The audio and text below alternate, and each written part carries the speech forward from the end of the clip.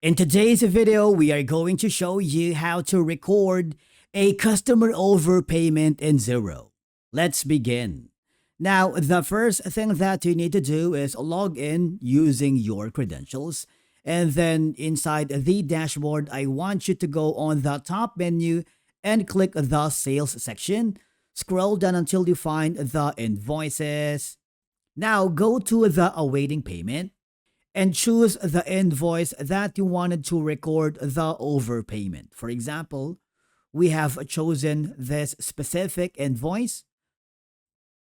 Now, I want you to scroll down below because you will notice that the customer paid 5,000 and the only total for that specific invoice is 4761.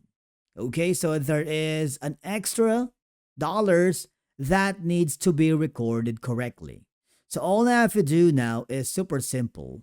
Right here, we are going to add the description for the overpayment amount, which is $239.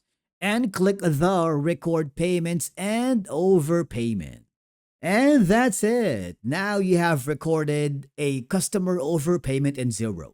Remember, recording customer overpayments correctly in Xero keeps your account accurate and prevents reconciliation issues later on.